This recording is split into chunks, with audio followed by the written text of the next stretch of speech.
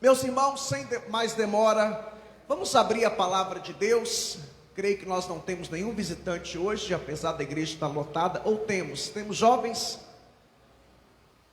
Creio que não, né? Creio que todos são da casa. Mas de qualquer forma, Deus abençoe a todos. A Késia, Deus te abençoe. Késia esteve conosco no Adorando em Casa ontem. Há mais alguém? Família do Neilo já é da casa. Acertei seu nome, irmão Neilo? Lelis, acertei? Isto. Bom, vamos abrir a palavra de Deus na carta de Tiago, no seu capítulo 5, a partir do versículo 13 até o versículo 20. Eu quero pensar com você hoje, quero conversar com você hoje a respeito do seguinte tema: o poder da oração.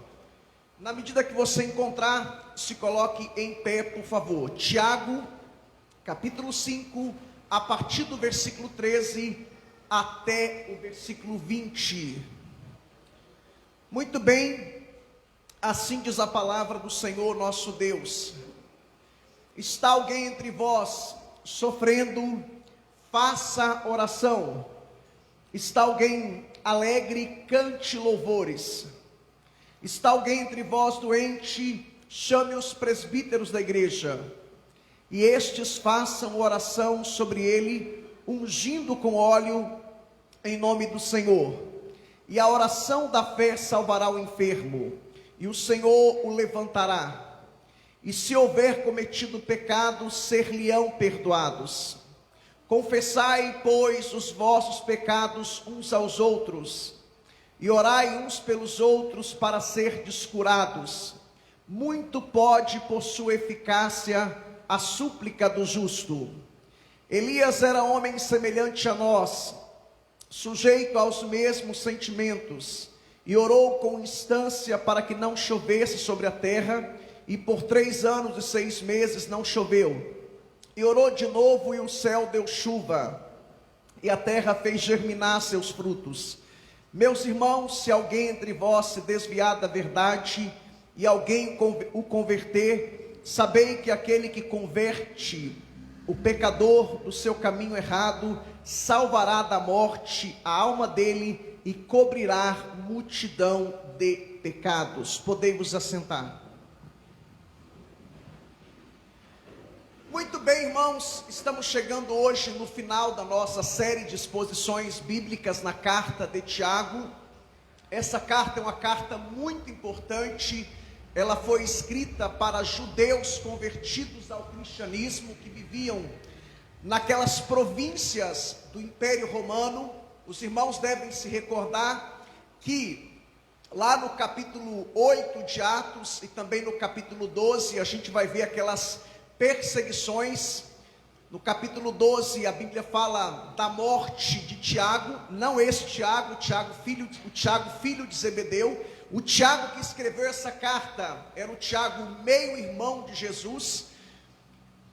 E a igreja de Cristo, devido a essas perseguições, ela se espalhou pelas províncias do Império Romano. E os irmãos devem se recordar também que até o ano 60 da era cristã, os cristãos eram perseguidos pelos judeus. Somente a partir do ano 60 que começou a perseguição dos romanos. E aí nós tivemos várias perseguições, como a perseguição de Nero, a perseguição de Domiciano, a perseguição de Trajano, a perseguição de Sétimo Severo, de Décio e também de Diocleciano. Essas perseguições só se findaram com a conversão de Constantino, isso por volta do ano 311, 312. Então, nesse período aqui, os cristãos estavam sendo perseguidos pelos judeus. E Tiago escreve essa carta com alguns propósitos. Primeiro, porque estava havendo uma incoerência doutrinária. Eles eram judeus convertidos ao cristianismo, especialistas na lei judaica, especialistas no Antigo Testamento, porém, eles eram apenas ouvintes da palavra e não praticantes da palavra. E esse é o primeiro propósito que Tiago escreve para esses cristãos, que eles não deveriam ser simplesmente ouvintes da palavra, mas praticantes da palavra. E o segundo propósito que Tiago escreve essa carta é porque eles estavam sendo perseguidos, passando por provações, por tribulações. Então Tiago escreve essa carta com o objetivo, com o propósito, com a finalidade de encorajar esses irmãos diante dessas perseguições. E note você que Tiago abre essa carta, você pode conferir isso depois, em Tiago capítulo 1, versículo 2 até o versículo 4, Tiago abre essa carta falando sobre perseverança diante das provações. E Tiago termina essa carta a partir do capítulo 5, versículo 7 e 8, falando sobre paciência. E ele no fechamento, na conclusão moral da história dessa carta, ele termina falando sobre o poder da oração. Irmãos, que combinação perfeita: perseverança, paciência e oração. Esses são os ingredientes, a receita de Tiago para vencermos as provações.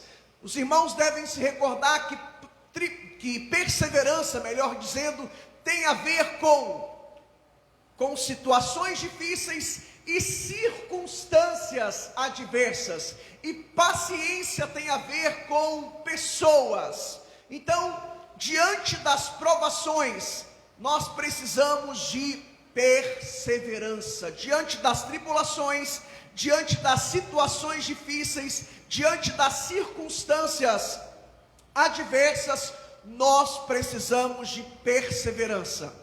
E com pessoas problemáticas, complicadas, pessoas difíceis, nós precisamos de paciência.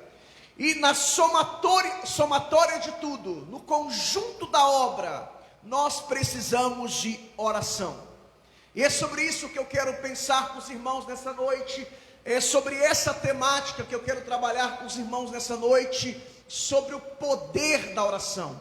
E eu chamo a sua atenção, antes de entrar propriamente no texto, porque muitas pessoas me perguntam: pastor, o que é oração? Por que orar? E eu pretendo também responder essas perguntas nessa noite. Irmãos, é preciso dizer também que nós servimos um Deus que é vivo, que é poderoso, e muitas vezes não oramos. Os muçulmanos oram 5 vezes por dia. Budistas oram 10 vezes ao dia. E nós cristãos, quantas vezes oramos por dia? Irmãos, basicamente o que é a oração? Oração é um diálogo. Oração é uma conversa com Deus. Orar é basicamente falar com Deus. Então, o que é uma oração? É um diálogo. Por exemplo, eu estou sendo monólogo, porque eu falo e você me ouve. Oração não é você ser monólogo. Oração é um diálogo, uma conversa. E sabe qual que é o grande problema de muitos cristãos? Uma vez que a oração é um diálogo, é uma conversa, o que muitos de nós fazemos? A gente começa a orar, ora 10 minutos, 15 minutos, 20 minutos, e a gente é monólogo nas nossas orações. Aí Deus, ele está olhando para você, estou conjecturando, uma vez que é uma conversa, uma vez que é um diálogo. Aí eu imagino Deus olhando para você e te ouvindo. Aí quando chega a hora de Deus falar no seu coração, te dá algumas orientações, te dá algumas diretrizes, o que você faz? Senhor, muito obrigado, amém. Aí é como se Deus olhasse para você e dissesse: poxa, mas agora chegou a minha vez de falar com você. Então, irmãos, o que fazer? Uma vez que a oração é um diálogo, uma vez que a oração é uma conversa, e eu tenho experimentado isso nas minhas orações, eu oro, eu começo a conversar com Deus, começo a dialogar com Deus, e volta e meia, eu paro na minha oração, dou uma pausa, respiro fundo, e digo: Senhor, fala, que o teu servo ouve. Eu gosto muito de orar com fundo musical. E muitas vezes eu paro e fico ali alguns minutos diante de Deus, só falando: Senhor, fala que o teu servo ouve. Porque é isso que é oração, irmãos. É um diálogo, é uma conversa.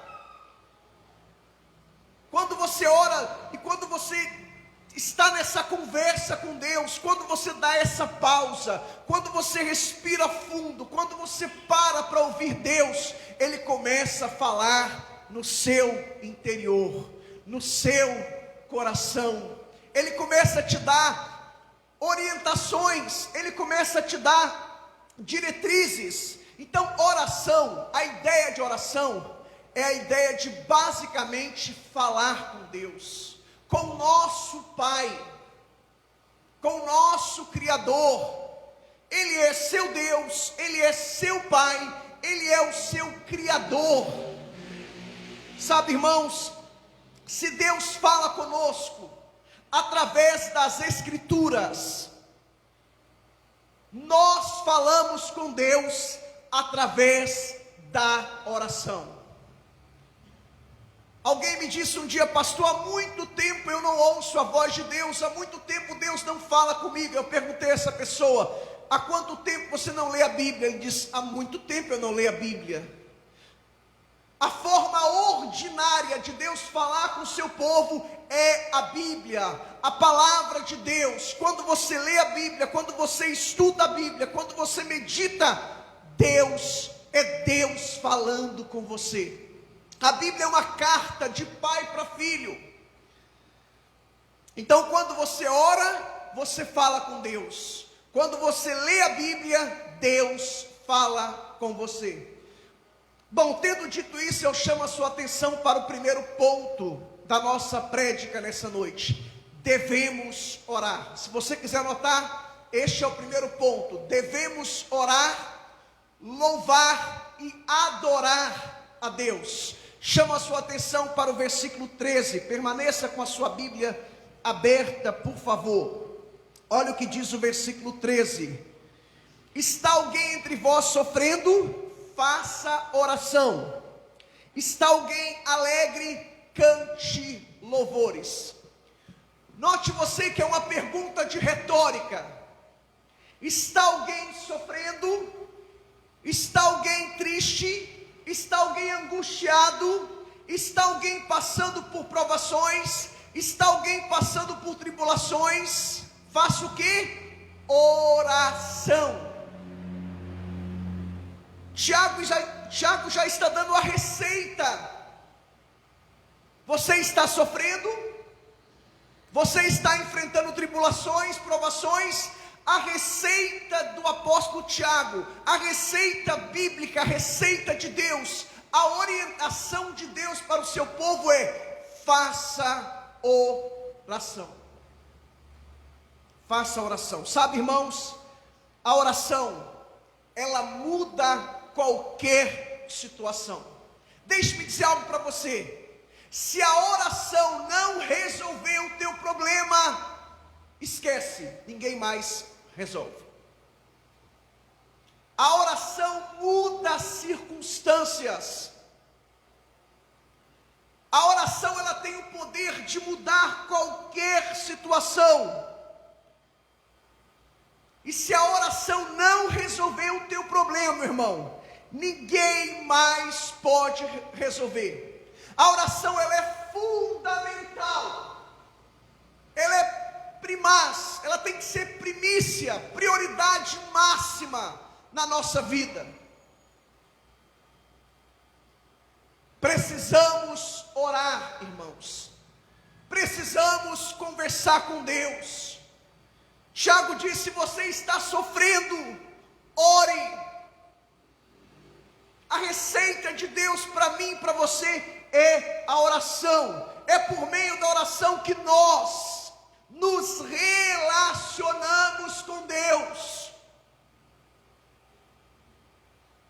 É por meio da oração que você tem comunhão, que você se relaciona com Deus, que você desenvolve a sua intimidade com Deus. Por que muitas vezes somos rasos? Por que muitas vezes mergulhamos em águas superficiais? porque não oramos. A gente tem tempo para tudo, irmãos. A gente só não tem tempo para orar. John Piper, um teólogo reformado batista, diz que as redes sociais serão a maior prova quando estivermos diante de Deus no julgamento final. Quando estivermos diante de Deus, será a maior prova que a gente tinha tempo para orar.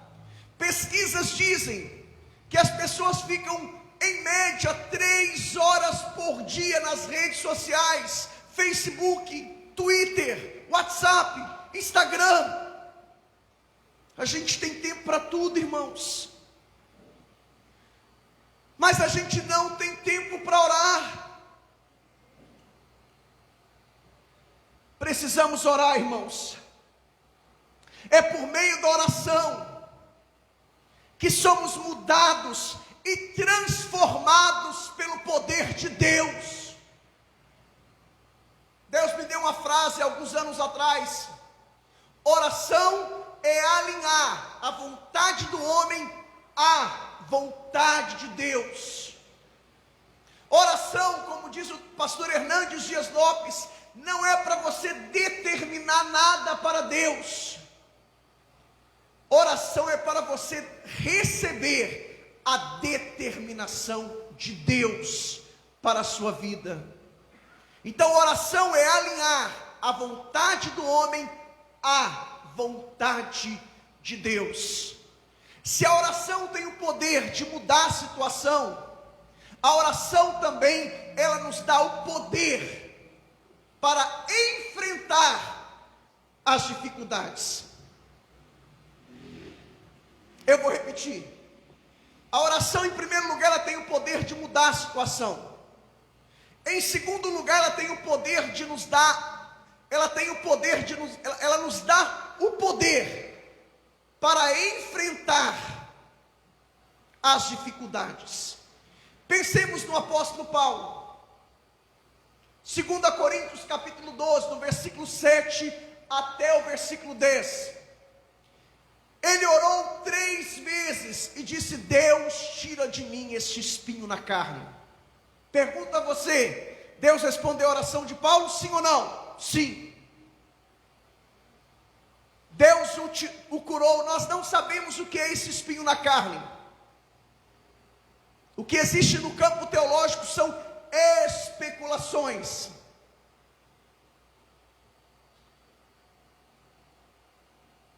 Deus não tirou o espinho da carne de Paulo, mas Deus lhe capacitou, Deus lhe deu poder para conviver com aquele espinho. E Deus disse para ele disse: Senhor, tira de mim esse espinho na carne. Ele orou 3 vezes. A resposta de Deus foi: o meu poder se aperfeiçoa na sua fraqueza, a minha graça te basta.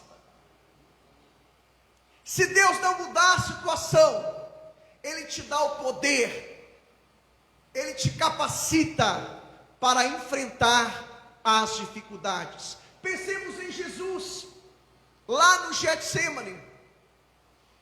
Ele orou 3 vezes e disse: Senhor, Pai, tira de mim esse cálice, se for possível. Pergunto a você: Deus tirou aquele cálice de Jesus? Sim ou não? Não.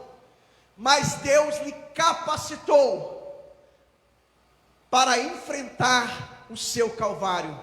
Sabe, irmãos, muitas vezes Deus vai mudar a nossa situação, mas muitas vezes Deus não vai mudar a situação, mas Ele vai nos dar o poder, vai nos capacitar para conviver com o nosso espinho na carne.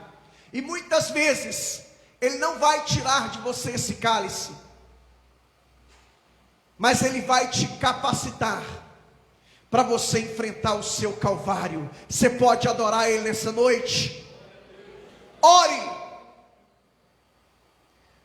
Sabe, irmãos, eu tenho sido desafiado pelas palavras de Jesus em Mateus capítulo 26, do versículo 36 até o versículo 41. Jesus, quando estava no Getsemane, ele levou os seus discípulos mais próximos, Pedro, Tiago e João. E depois de orar um determinado tempo, ele volta e retorna, e os discípulos estavam dormindo. Ele diz para os discípulos: nem uma hora vocês podem vigiar comigo. Outras versões falam: nem uma hora vocês podem velar comigo. Eu tenho sido desafiado por essas palavras de Jesus, melhor dizendo. Há muitos anos atrás, há mais de 20 anos atrás, pela graça de Deus, eu fui desafiado por essas palavras de Jesus, e eu fiz um propósito de orar no mínimo 1 hora por dia, ou pela madrugada ou pela manhã. E pela graça de Deus, irmãos, tem dia que eu passo 1h30, 2 horas, até 2 horas e meia orando.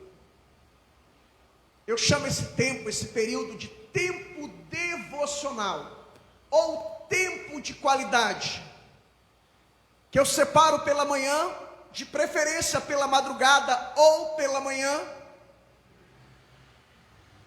Eu separo algumas horas, não atendo o telefone, somente se for uma emergência, não falo com ninguém pelas redes sociais.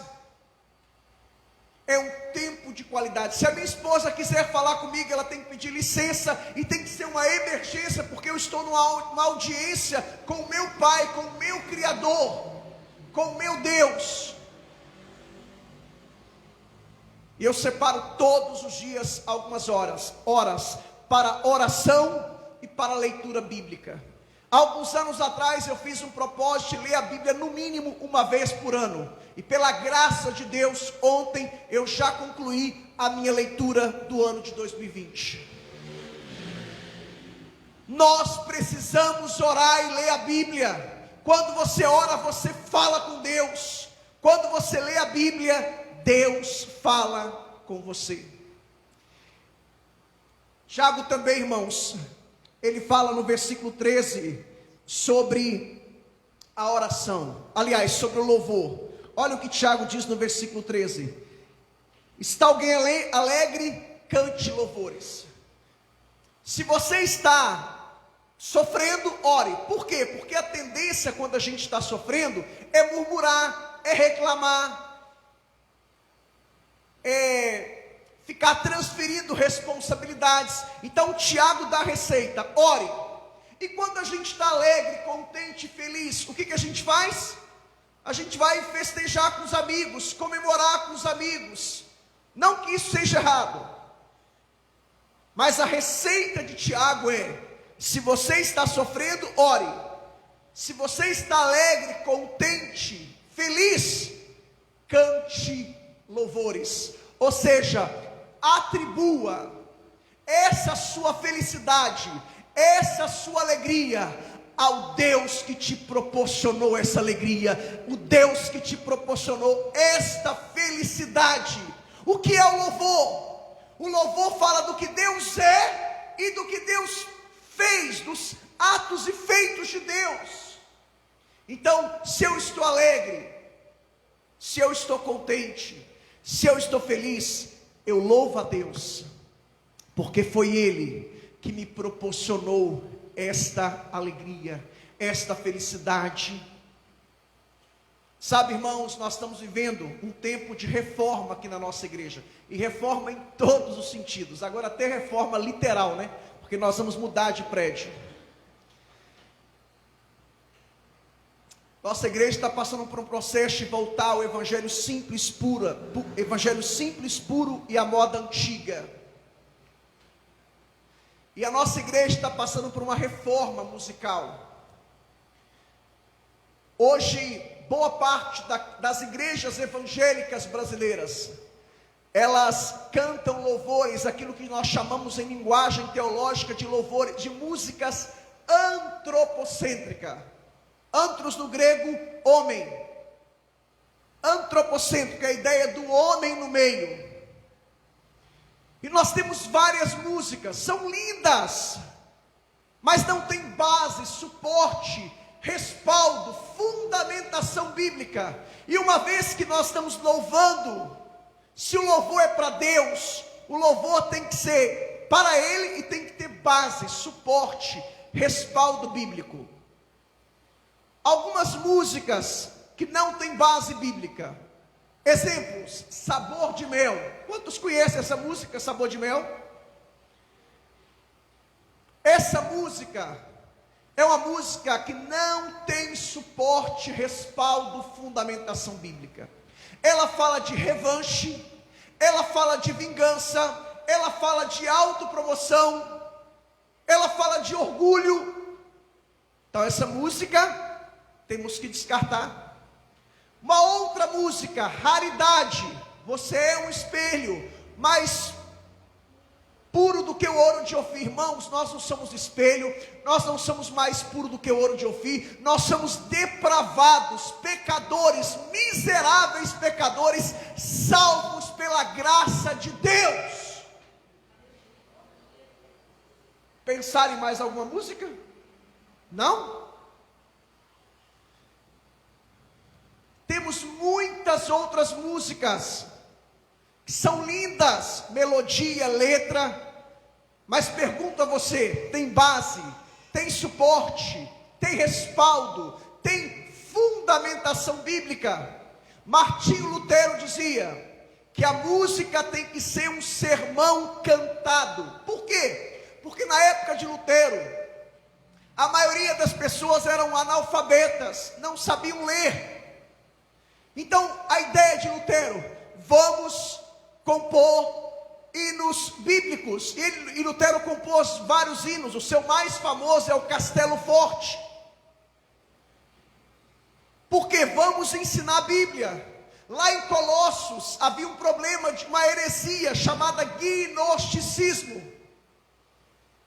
O que Paulo diz em Colossenses 3,16? Quando vocês se reunirem, cantem a Bíblia, a palavra, salmos, hinos e cânticos. Josemar Bessa diz, que é um teólogo batista, ele diz: quando vocês se reunirem, orem a Bíblia, cantem a Bíblia e preguem a Bíblia.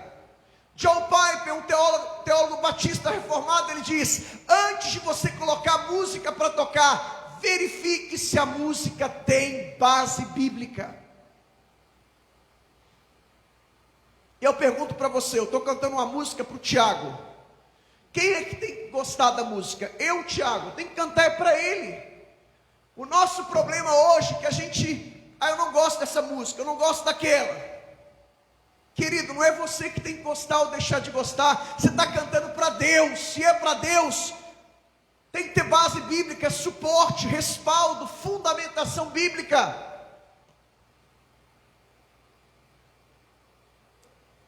Precisamos de uma reforma musical. E a nossa igreja, eu sou líder espiritual do Ministério de Louvor da igreja, cuido da parte espiritual e teológica. O Gildenes, presbítero Gildenes e presbítero Samuel são líderes musicais. Qualquer música para ser cantada aqui nessa igreja tem que passar pelo nosso crivo. Se não passar pelo nosso crivo, aliás, pelo crivo da palavra, não é pelo nosso crivo, pelo crivo da palavra. Se não passar pelo crivo da palavra, nós rejeitamos. Nós desconsideramos. Precisamos louvar a Deus, irmãos.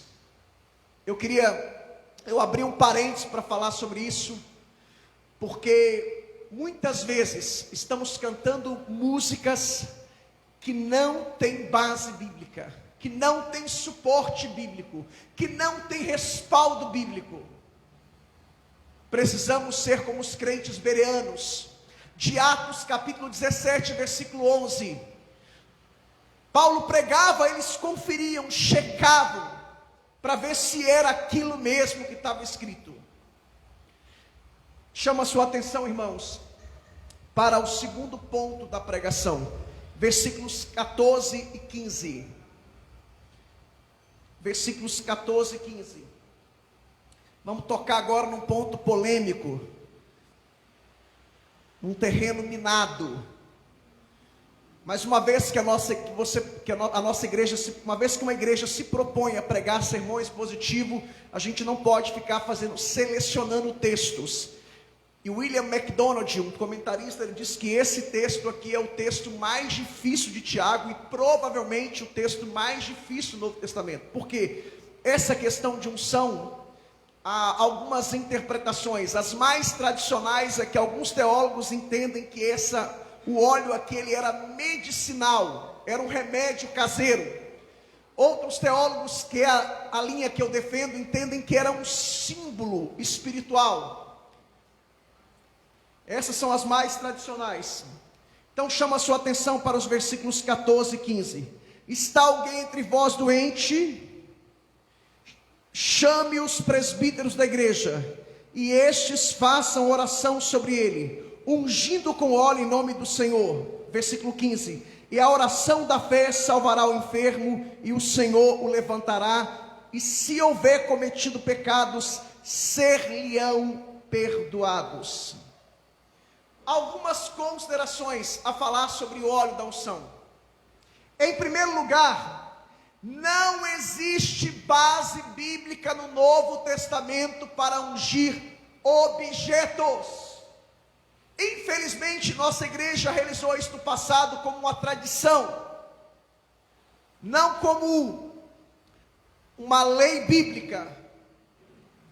Augusto Nicodemos, ele escreveu um artigo falando sobre a alma católica, que muitas vezes nós saímos do catolicismo, mas o catolicismo não saiu de dentro de nós, e a gente faz o quê? A gente importa práticas do catolicismo que fazem parte da tradição católica, mas não tem base, suporte, respaldo e fundamentação bíblica. Então, primeira consideração, no Novo Testamento não há base bíblica para ungir objetos. Exemplos: casa, carros, chaves, carteira de trabalho, e pensemos em outras coisas também. Não há base bíblica. Na Bíblia, deixe-me explicar isso melhor. No Antigo Testamento, somente sacerdotes e reis que eram ungidos, o óleo era derramado sobre a cabeça. Nem profeta era ungido no Antigo Testamento, porque era um ofício. No Antigo Testamento também os utensílios do templo de Israel eram ungidos, foram ungidos, melhor dizendo. Na Bíblia também o óleo, ele é como se fosse, além de ser medicinal, você sabe que na época não existia esse avanço da medicina.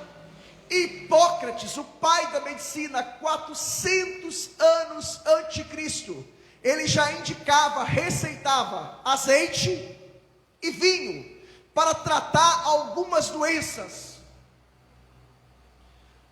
Na Bíblia também o óleo, ele pode ser cosmético, um perfume. A gente vê isso em várias passagens da Bíblia. Mas quando se trata de unção no Novo Testamento, não há base bíblica para ungir objetos, para ungir coisas. Essa é a primeira consideração. Em segundo lugar, a unção com óleo no Novo Testamento é única e exclusiva para os doentes. É o que está aqui em Tiago 5,14 e 15, e é o que está lá em Marcos capítulo 6, versículo 13, melhor dizendo. A narrativa de Marcos 6,3 diz que os apóstolos expulsavam demônios, curavam os enfermos e ungiam com óleo. E hoje no Brasil, irmãos, óleo virou comércio. Vai em São Paulo, na Rua dos Evangélicos,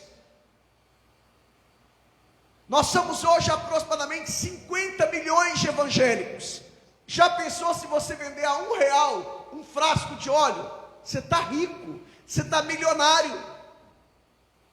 Óleo virou comércio. O pessoal, para dar aquele marketing, né? Este óleo, ele veio de Israel. Qual o problema? Qual a diferença de ser de Israel e do Brasil? O Deus é o mesmo, a Bíblia é a mesma. Óleo virou comércio. E uma vez que a Bíblia é a nossa única regra de fé e prática, um dos pilares da reforma protestante é somente a Bíblia, somente a Escritura.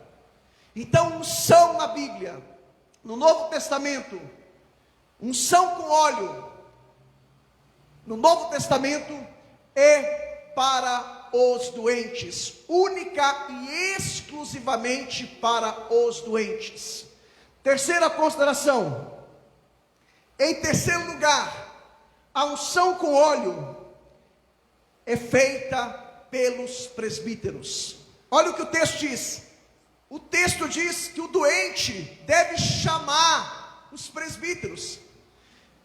Presbítero na Bíblia, irmãos, presbítero, pastor e bispo são sinônimos, são termos intercambiáveis, são três cargos que se referem, são três termos, melhor dizendo, que se referem à mesma pessoa: presbíteros, pastores e bispos. Aqui na nossa igreja, devido à nomenclatura do Ministério Tabernáculo, nós temos evangelistas, mas na verdade os evangelistas só têm o título de evangelista. Na verdade eles são pastores auxiliares. Portanto, na nossa igreja, como a nossa igreja é uma igreja que tem a Bíblia como única regra de fé e prática, nós aqui só entendemos que é uma atribuição, a unção com óleo, única e exclusivamente para os enfermos, deve ser realizada pelos presbíteros, pastores e bispos, que são sinônimos, e evangelistas, que são pastores auxiliares. Em quarto lugar, o óleo não cura ninguém. O óleo não tem poderes mágicos. A gente vê hoje um misticismo em torno do óleo. E você sabe que existe crentes que são supersticiosos. A crente que ele é supersticioso. Não é o óleo que cura. A narrativa bíblica diz, olha o que diz o texto, versículo 15: e a oração da fé salvará o doente, e o Senhor o levantará. Quem é que cura? O óleo ou o Senhor? Quem é que cura? O Senhor, está aqui. E a oração da fé salvará o mesmo, e o Senhor o levantará. Uma outra consideração: o óleo, ele é um símbolo, nada mais. Ele é um símbolo, ok? Ele é um símbolo. Baseado nesse texto, a Igreja Católica adotou aquilo que é chamado de extrema unção, que com o decorrer do tempo eles mudaram. Agora eles usam o termo unção dos enfermos, porque a extrema unção tinha uma conotação com ungir, preparar as pessoas para a morte. Então está aqui, irmãos, o que a Bíblia ensina: o óleo é um símbolo, deve ser feito única e exclusivamente pelos pastores da igreja. O óleo não cura, ele é um símbolo. Quem cura é o Senhor, está aqui no versículo 15: a oração da fé salvará o enfermo, e o Senhor o levantará. O Senhor o levantará. Chama a sua atenção agora para o versículo 16. É o quarto ponto da pregação. Confessem os seus pecados uns aos outros. Versículo 16: confessai, pois, os vossos pecados uns aos outros, e orai uns pelos outros, para serdes curados. Muito pode, por sua eficácia, a súplica do justo. Baseado nesse texto também, a Igreja Católica criou aquilo que é chamado de confissão auricular. O que é a confissão auricular? o fiel vai até o sacerdote, até o confessionário, ele confessa os seus pecados. Aquele sacerdote, ele é o representante de Deus, e ele então fala em nome de Deus, declarando aquele fiel perdoado, e lhe passa uma penitência. Isso não tem base nem suporte bíblico, porque no Novo Testamento, primeiro, todos nós somos sacerdotes. É o que Pedro defende em sua carta, 2 Pedro 2,9 ou 1 Pedro 2,9. Depois confira na sua Bíblia. Ou é 1 Pedro 2,9 ou 2 Pedro 2,9. Aliás, vamos ler então. Já estamos aqui do lado de Pedro, né? 2,9. 1 Pedro 2,9. Tiago está aqui do lado de Pedro. 1 Pedro 2,9. Vós, porém, vós quem? Os cristãos, sois raça eleita, sacerdócio real, nação santa, povo adquirido, povo de propriedade exclusiva de Deus, a fim de proclamartes as virtudes daqueles que vos chamou das trevas para a sua maravilhosa luz. Esse foi um dos pontos defendidos pelos reformadores, porque havia aquela separação de clero e leigo. No Novo Testamento não há nenhuma separação.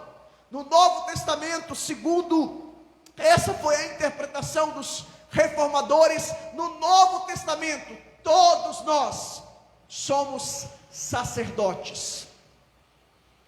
Uma outra consideração: nós não temos poder de perdoar pecado de ninguém. Quem perdoa pecado é somente Deus. Somente Deus. Olha o que o versículo volta para Tiago. A Bíblia diz, versículo 16: confessem, pois, os vossos pecados uns aos outros, e orai uns pelos outros para serdes curados. A quem nós devemos confessar? A quem você deve confessar? Em primeiro lugar, confesse a Deus. Pecado privado requer uma confissão privada. Pecado público requer uma confissão pública. Então, em primeiro lugar, a quem eu devo confessar? A Deus. Em segundo lugar, a quem eu devo confessar? O texto aqui está falando de um contexto de igreja. Versículo 16 diz: confessem, pois, os vossos pecados uns aos outros. Somos a igreja, a comunidade dos cristãos, a eclesia. Então, em segundo lugar, confesse os seus pecados para os seus irmãos em Cristo, amigos íntimos. É claro que existem níveis de relacionamento. Eu classifico assim: tem gente que é meu conhecido, conheço, mas não tenho vínculo nem ligação nenhuma. Tem gente que é meu colega, tem gente que é meu amigo, e tem gente que é amigo íntimo. Amigo íntimo. Você não vai confessar os seus pecados para um conhecido, para um colega, para um amigo. Você vai confessar para um amigo íntimo. E é claro que nós estamos falando de um contexto de igreja. Esse seu amigo íntimo tem que ser cristão ou cristã, tem que fazer parte da mesma comunidade, e tem que ser alguém também, no mínimo, convertido, maduro. Porque senão, irmãos, deixe-me contar uma historinha aqui.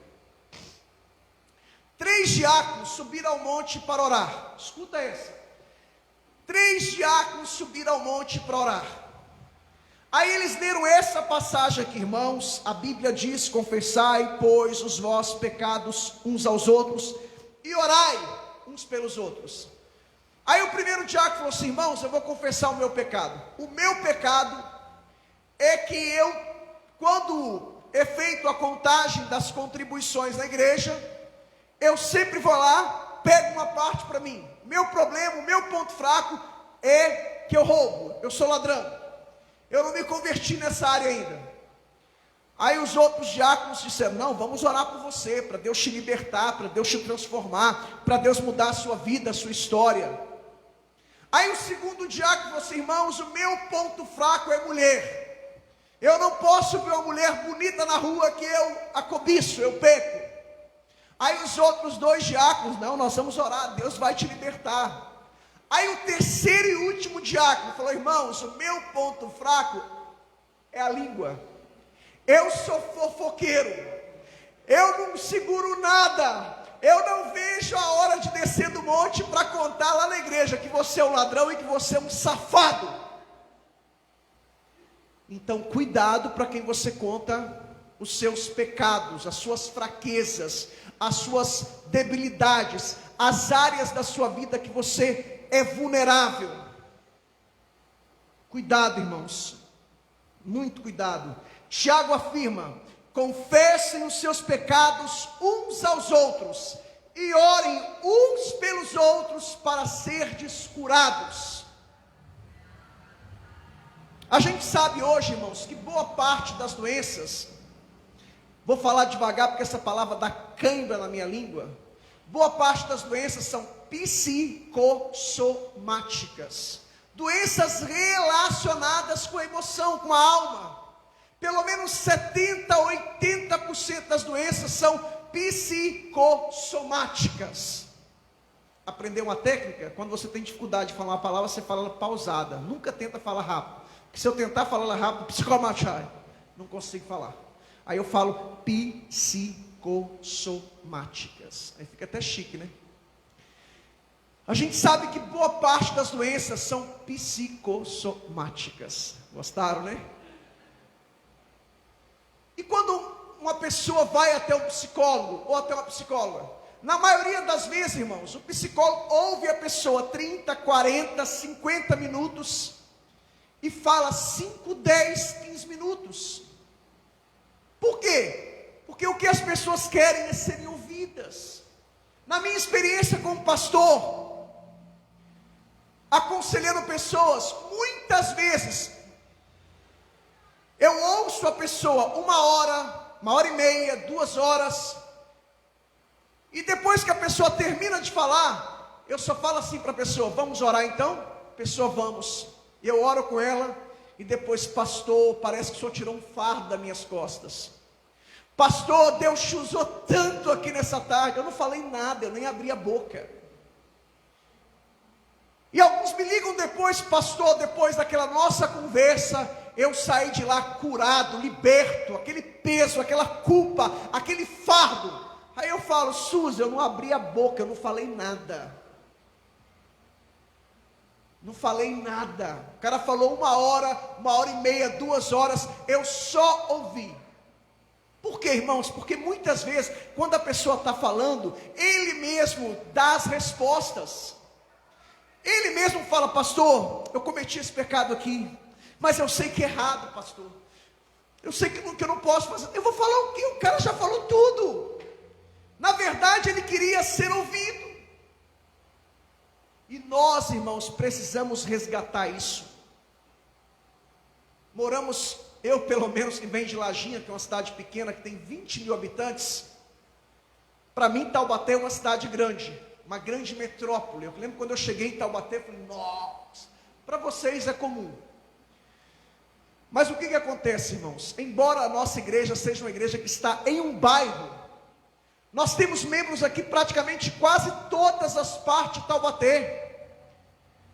Temos membros que moram em Pindamonhangaba, em Tremembé, membros que moram lá no Parque Três Marias, lá no centro da cidade. Fala mais um bairro longe aqui que alguém mora. O Paulo mora lá em Tremembé, o Fonseca mora lá em Pindamonhangaba. E a gente muitas vezes só se encontra aqui domingo à noite. A gente precisa, como igreja, trabalhar essa questão. Tem gente que congrega aqui há 10, 15 anos e mal conhece o irmão. Já aconteceu comigo de encontrar com um membro da nossa igreja na praça do Epaminondas, e um membro conversar comigo tal, chegar um outro membro, e membro de 10, 15 anos aqui na igreja, chegar um outro membro de 5, 10 anos, falar comigo, me cumprimentar, aí eu de propósito, deixa eu te apresentar, isso aqui é o fulano de tal, esse aqui é o Beltrano, ele olhar, parece que eu te conheço de algum lugar, aí a vontade de tirar a cinta e bater nos dois, falar, gente, vocês são da mesma igreja, vocês congregam há 5, 10 anos, no mesmo local. Isso já deve ter acontecido com muitos de vocês aqui, né? De passar, eu te conheço de algum lugar. Sim, claro, nós somos da mesma igreja. Mas você congrega lá há quantos anos? Há 15, eu congrego há 20. Mas como que eu nunca te vi? Agora a gente tem até a desculpa, né? Porque está tendo culto domingo de manhã e domingo à noite. Mas até antes da pandemia isso não existia. Nós somos uma família, somos uma comunidade. Ontem no Adorando em Casa, o Denis fez uma coisa linda, que a gente tem que fazer isso aqui um domingo à noite, o Denis. Claro, tem que ser mais enxugado, porque ontem tinha um grupo menor, mas ele fez, me ajuda aí, tá? Ele falou, olha, alguém aqui que você não tem vínculo, não tem contato, vai lá e se aproxime dela, e pergunte tudo sobre ela, e depois você se passa por ela, e ela se passa por você. As pessoas saíram dali maravilhadas. Hoje pela manhã no culto, uma família falou assim, pastor, a minha filha saiu do Adorando em Casa maravilhada, feliz, contente, porque ela não conhecia ninguém, agora ela já conhece praticamente todo mundo, pegou o contato de um de outro. É isso que nós precisamos como igreja. Muitas vezes estamos com tristeza, com angústia, com sentimento de culpa, e tudo que você precisa é colocar para fora, ter um amigo confidente, ou uma amiga confidente. Então, em primeiro lugar, quem você deve confessar? A Deus. Em segundo lugar, ao amigo, ou amiga confidente. Um amigo não vai perdoar o seu pecado, quem perdoa é Deus, mas o amigo vai ser um instrumento de Deus, para orar por você, para te ouvir, e Deus vai te curar. O amigo vai te confrontar também. Em terceiro lugar, a quem você deve confessar? Ao seu pastor, ao seu líder, aos líderes da igreja. É claro que o mais importante, eu até tirei hoje de manhã, eu falei sobre isso. É claro que a gente tem que confessar para nossa esposa, para o nosso marido. Não precisa nem te falar sobre isso. Isso aí é uma lei máxima. Se você não desabafa, não confessa para o seu marido e para a sua esposa, tem algo de errado no seu casamento. A Suzy, por exemplo, ela é, claro, depois de Jesus, ela é minha melhor amiga, ela é minha psicóloga, e eu sou o melhor amigo dela, depois de Jesus, e eu sou psicólogo dela. Eu abro o coração, e ela abre o coração. E uma outra coisa muito importante: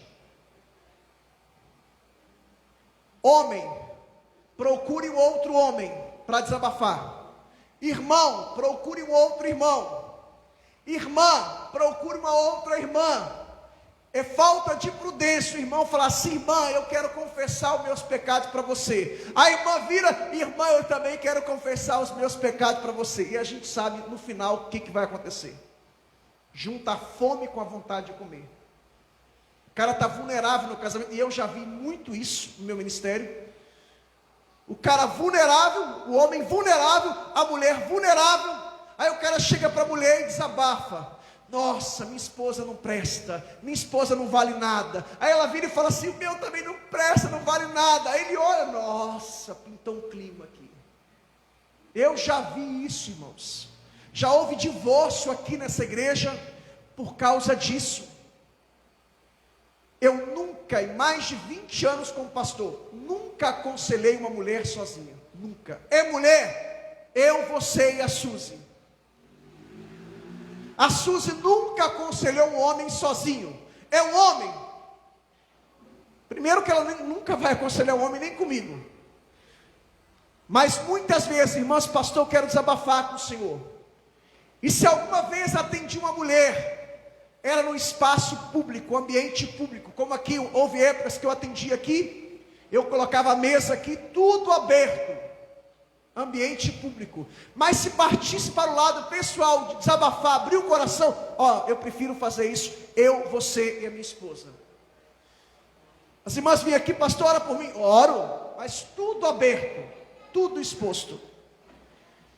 Irmãos, a gente precisa fazer isso porque isso é bíblico, orar uns com os outros.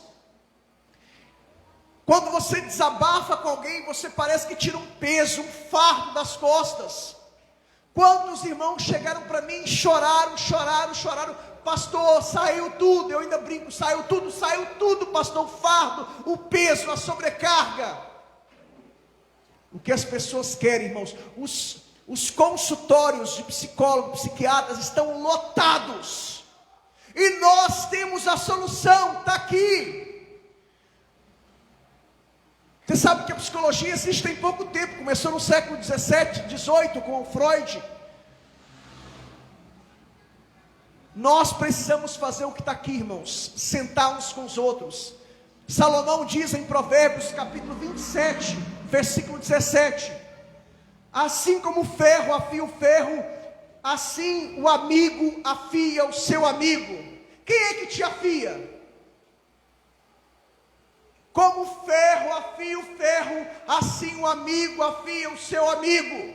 Quem é que está te afiando? Quem é o seu conselheiro? Quem é que você para ouvir? Quem é o seu orientador? Precisamos seguir essa recomendação bíblica, irmãos. Chama a sua atenção agora para os versículos 17 e 18, e aqui está o quarto e penúltimo ponto da pregação. Devemos crer na eficácia da oração. Versículos 17 e 18. Olha o que Tiago diz, e ele dá o exemplo de Elias. Elias era homem sujeito às mesmas fraquezas que eu e você somos. Elias teve medo de Jezabel, Elias fugiu, Elias pediu e desejou a morte, mas não obstante tudo isso, ele orou, e durante 3 anos e meio não choveu, e depois ele orou, Deus enviou a chuva. É claro que Elias fez isso sob uma palavra de Deus, debaixo de uma direção de Deus. O que Tiago tem em mente aqui, ele está falando, gente, se Deus ouviu Elias, que era um homem sujeito aos mesmos pecados, aos mesmos erros, também era um depravado, pecador, salvo pela graça de Deus, Deus também te ouve. E olha que milagre, ele dá um exemplo de um milagre. Elias orou, durante 3 anos e meio não choveu, depois Elias orou, e Deus mandou a chuva. A Bíblia diz em 1 João, capítulo 5, versículo 14, e esta é a confiança que temos nele, que se pedirmos alguma coisa segundo a sua vontade, ele nos ouve. Eu vou repetir esse versículo, 1 João 5,14, e esta é a confiança que temos nele, que se pedirmos alguma coisa segundo a sua vontade, ele nos ouve. Eu concluo com isso nessa noite, versículos 19 e 20. Tiago, no fechamento da sua carta, ele fala daqueles que se desviaram, daqueles que se afastaram da igreja. Por quê? Por causa da perseguição dos judeus, muitos cristãos desviaram, voltaram atrás, voltaram para as práticas pagãs. Alguns aqui, como eram judeus convertidos ao cristianismo, voltaram para o judaísmo. Aí Tiago diz no versículo 19 e 20, meus irmãos, se alguém entre vós desviar da verdade, e alguém o converter, versículo 20, sabei que aquele que converte o pecador do seu caminho errado, salvará da morte a alma dele, e cobrirá multidão de pecados. Deixe-me abrir um parênteses aqui. Esse versículo 20, ele é muito mal compreendido por muitos evangélicos. Eu já vi evangélicos, já vi pastores falar isso. Através de mim, aquela pessoa voltou para Jesus, aquela pessoa se converteu através de mim, agora Deus já perdoou a minha multidão de pecados. Não é isso que o texto está dizendo. Não é isso que o texto, a narrativa bíblica está dizendo. O texto diz: sabei que aquele que converter o pecador do seu caminho. Então eu sou usado por Deus para converter o Tiago, exemplo. Ele está desviado, exemplo. Sabei que aquele que converteu o pecador do seu caminho errado, salvará da morte a alma dele, e cobrirá multidão de pecados. É claro que multidão de pecados aqui é uma hipérbole, e a ideia de pecados de modo geral. Ou seja, se Deus me usar como instrumento para que o Tiago reconcilie com a igreja, todos os pecados do Tiago serão perdoados. Por quê? Ele vai confessar os seus pecados, vai se arrepender e vai alcançar a misericórdia, a graça e o perdão de Deus. Irmãos, eu sei que não é fácil pregar para desviado. Eu sei. Eu sei que não é fácil. Porque primeiro, todo desviado se acha o dono da verdade, o dono da razão. Todo desviado se acha o sabe tudo. Todo desviado, ele diz: não, eu não estou indo nos cultos, mas eu sou a igreja. Primeiro que não existe igreja no sentido singular. A igreja é uma coletiva. Ninguém é igreja sozinho, melhor dizendo. É o ajuntamento, é a comunidade, é o corpo de Cristo.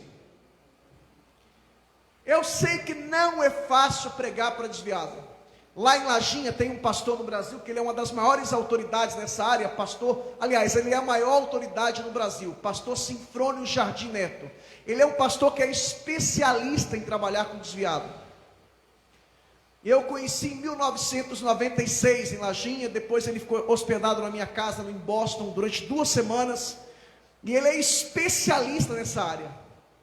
Então ele desenvolveu um trabalho, a gente fez lá em Lajinha, e a gente começou, durante 30 dias, a gente tinha que orar por um desviado.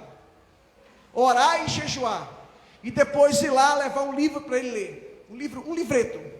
Aí depois de 15 dias a gente voltava e a pessoa lia aquele primeiro livreto. A gente dava um segundo livreto para ele, que é o livro Não Desista de Você, 1 e o 2. Aí depois tinha uma cruzada na igreja, 3 noites de pregação. E na época eu me lembro que o Dante estava desviado. E hoje o Dante é pastor da igreja batista lá em Belo Horizonte. Uma igreja abençoada, próspera. A última vez que eu falei o nome da igreja, ele falou assim: você falou errado. É Batista o quê, Simone? Vila Americana? É Batista alguma coisa. Depois você entra no meu Facebook, procura pastor Dante. Ele é pastor de uma igreja muito abençoada. E ele estava desviado. E eu trabalhei com Dante. E para a glória de Deus ele reconciliou. É um pastor muito abençoado hoje. Não desista daqueles que saíram da igreja. Ligue, incomode, mande mensagem. Vença pelo cansaço. Eu procuro mandar mensagem toda semana para quem falta nos cultos de domingo. Eu mando para os homens, a Suzy manda para as mulheres, o Judênis e o Felipe manda para os jovens e adolescentes.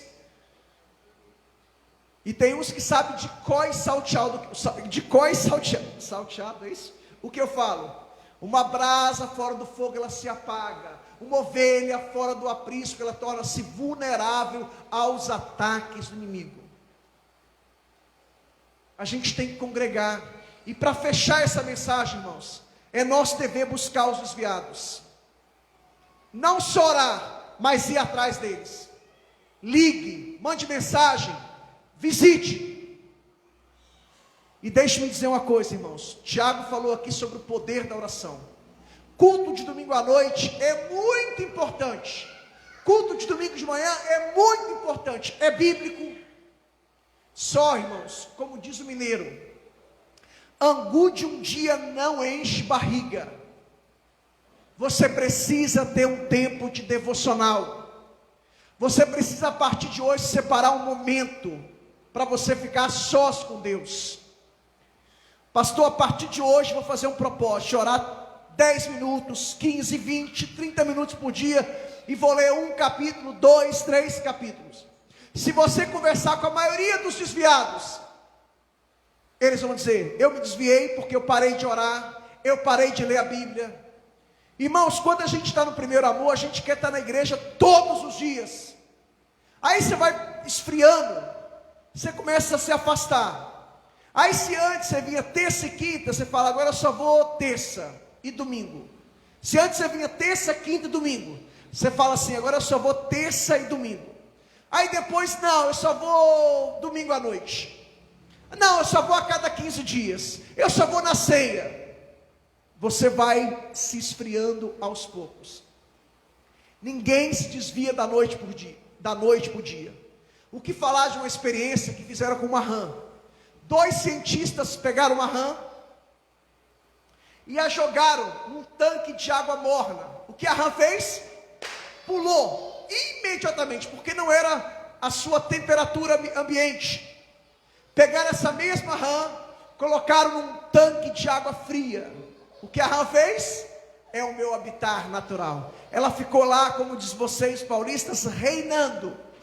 Sem que aquela rã percebesse, os cientistas acenderam um fogo debaixo daquele tanque. A rã nem percebeu. A temperatura foi mudando aos poucos. Dias depois, os cientistas chegaram, pegaram uma varinha, colocaram na rã, ela estava morta. O diabo não vai chegar para você e falar, ei, eu sou o diabo. Ele vem com um sapatinho de algodão. Quem é crente antigo sabe o que eu estou dizendo. Ele começa a te oferecer uma coisa ali, aqui, acolá. Aí você já não tem tempo para a igreja, não tem tempo para orar mais. Ele usa a mesma tática que Faraó usou com os judeus. Moisés chegou diante de Deus, chegou diante de Faraó e falou, Deus manda dizer, deixe o meu povo servir a Deus no deserto, ir para a terra prometida, celebrar uma festa no deserto. O que Faraó diz? Reuniu os seus capatazes e diz, esse povo tem que trabalhar mais. E dobrou a carga, dobrou o trabalho, de modo que eles não tinham tempo para Deus mais. Irmãos, eu sei que trabalho é uma bênção, nós precisamos trabalhar. A Bíblia diz que quem não trabalha não coma, o homem viverá do suor do seu rosto.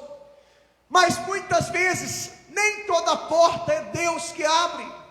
Muitas vezes o diabo começa a fazer com o Faraó, dar serviço nele, para você não ter tempo para Deus.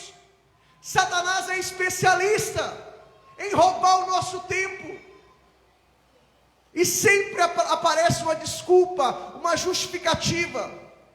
Quantos irmãos chegaram em mim, pastor, ora para Deus mudar o meu turno, porque essa região aqui, muita gente trabalha no segundo, terceiro turno. Pastor, ora para Deus mudar o meu turno. Eu orei, jejuei, orei. E a pessoa me dizia, pastor, se Deus mudar o meu turno, eu vou estar aqui terça, quinta e domingo, porque é o que eu mais quero. Orei, Deus mudou o turno, cara, e aí? Agora apareceu isso, agora apareceu aquilo. Aí como a gente não é vingativo, mas dá vontade de orar, Deus, manda ele para o segundo turno de novo, manda ele para o terceiro turno de novo. Mas cristão não pode ser vingativo, mas que dá vontade, dá. Quantos de vocês, irmãos, estão frios? Eu sei que a pandemia esfriou muita gente. Quantos de vocês estão longe, distante? Porque falta oração, falta leitura bíblica, falta jejum, falta constância. E eu queria nessa noite conclamar a fazer desafios. Nós estamos praticamente no final do ano. Deus, eu quero que a partir de hoje a minha vida seja mudada. E o nosso grande problema, lembra quando Moisés chegou diante de Faraó? Estava cheio de rãs no Egito. Aí Moisés perguntou para Faraó, quando é que você quer que eu ore para Deus tirar as rãs da sua casa? Qual foi a resposta de Faraó? Amanhã. Irmãos, era rãs em tudo quanto é lugar. Eu falaria hoje, ontem. Muitas vezes nós estamos igual ao Faraó. Amanhã eu começo uma dieta, amanhã eu começo a caminhar, amanhã eu começo a correr, amanhã eu começo a orar. Começa hoje, agora. E a partir de hoje, irmãos, diante de tudo que nós pregamos aqui, uma vez que a Bíblia diz que nós devemos confessar uns pelos outros, a partir de hoje, depois de cada culto, nós abriremos um espaço para orar pelas pessoas. Se você quiser oração depois do culto, Eu vou estar aqui, os pastores, evangelistas, presbíteros e missionárias. E se você quiser confessar alguma coisa para mim, homem, eu estou à sua disposição. Se você, mulher, quiser confessar, a gente marca um dia, eu, você e a minha esposa. E você, mulher, procura minha esposa. Procure mulheres de Deus. Aqui nós temos a missionária Fabiana, temos diaconisas, temos irmãs que não têm título, mas são maduras.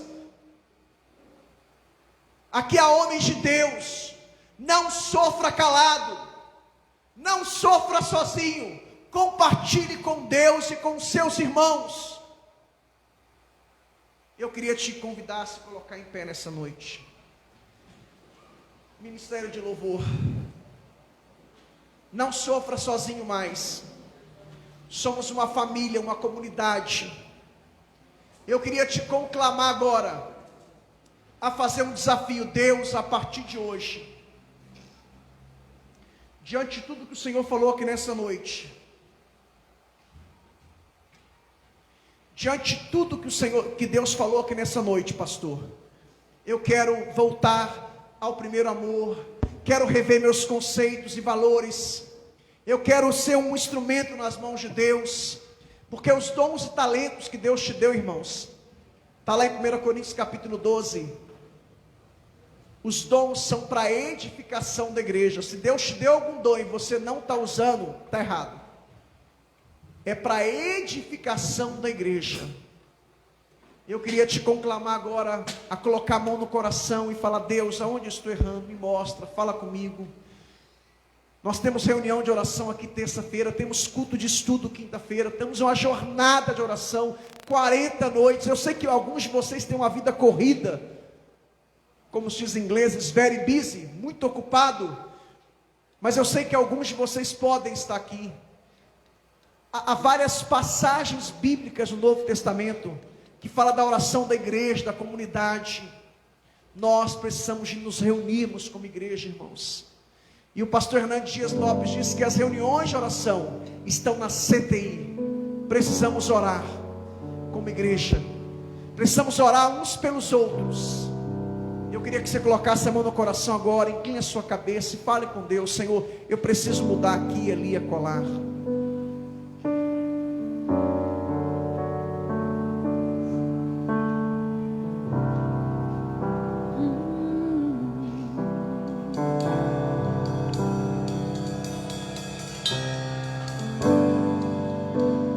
Chance igual a essa, talvez eu não tenha mais.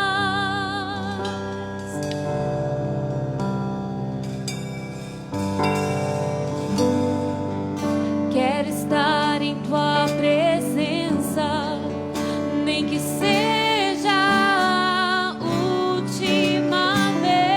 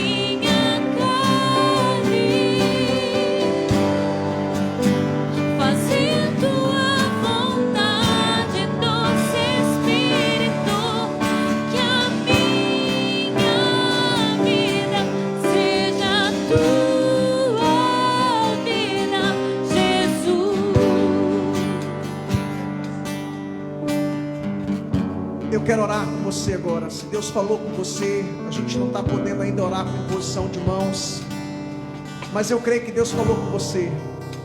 Eu quero orar com você agora.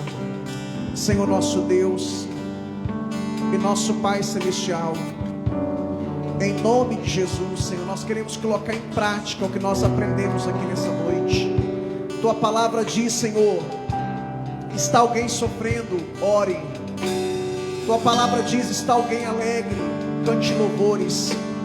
Tua palavra diz, está alguém doente, chame a liderança da igreja, os pastores, evangelistas, presbíteros, e estes unjam com óleo, e a oração da fé salvará o doente. Tua palavra diz, Senhor, que nós devemos confessar os nossos pecados uns aos outros, orar uns com os outros.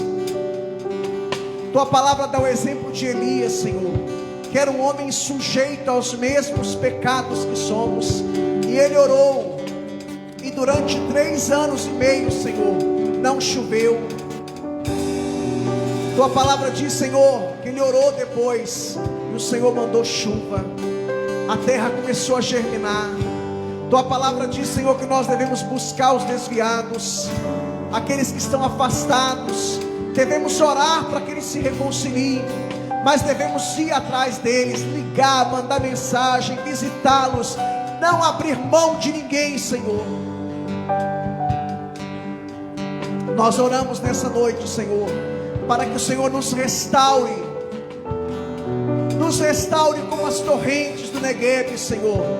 Sabemos que o Negueb era o extremo sul da Palestina, era um lugar seco, deserto, árido, mas durante uma determinada época do ano, Senhor, aquele lugar inundava, e aquele lugar que não tinha vida, passava a ter vida.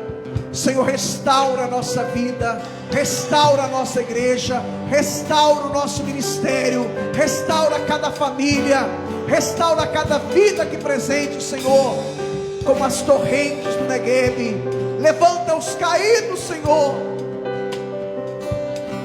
dê ânimo aos desanimados, motiva os desmotivados, cura os doentes, Senhor, abençoa as famílias, Senhor, que possamos voltar ao primeiro amor, Senhor, que possamos ter desejo pelas suas coisas, que possamos ter um tempo de devocional, um tempo de qualidade com o Senhor, Pai, que possamos passar um tempo a sós com o Senhor, de preferência pela madrugada ou pela manhã, Senhor, que possamos separar um tempo para nós nos encontrarmos com o Senhor, Pai, em nome de Jesus, Pai. Abençoa o teu povo nessa noite, abençoa a tua igreja, Pai, dá vitória ao teu povo, Pai, em nome de Jesus. Levante as suas mãos e adore o Senhor, exalte, glorifique, oh aleluia.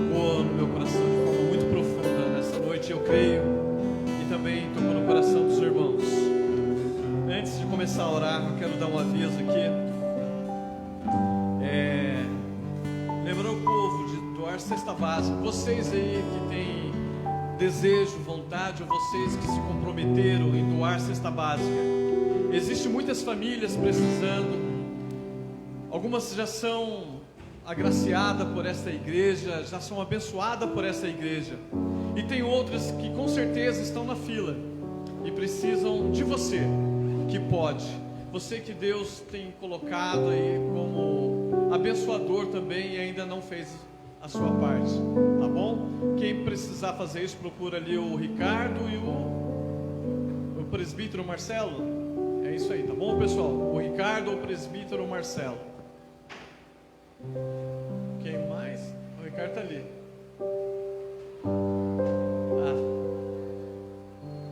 O Toninho também, o diácono Toninho. Tá certo. Pessoal, antes de orar, eu quero convidar depois os pastores, presbíteros e missionária. Quem precisar de oração, vem aqui na frente, a gente vai estar orando por vocês, tá bom? Pai, em nome do Senhor Jesus, queremos te agradecer por este culto, por essa palavra, Senhor, que nessa noite venha tocar no nosso coração. Meu Deus, em nome de nosso Senhor Jesus Cristo, que essa palavra continue crescendo e que possamos fazer uso dela no dia a dia. Eu te peço, Pai, abençoa o teu povo que aqui está, abençoa a semana desta igreja, Pai, é o que nós te pedimos. Também por aqueles que estão nos ouvindo nessa noite pelo Facebook e aqueles que acompanharão depois pelo YouTube. É o que nós te pedimos em nome de nosso Senhor Jesus Cristo. Amém. Estenda suas mãos. Que a graça de nosso Senhor Jesus Cristo, o amor de Deus e a comunhão do Espírito Santo seja com todos. Digam amém.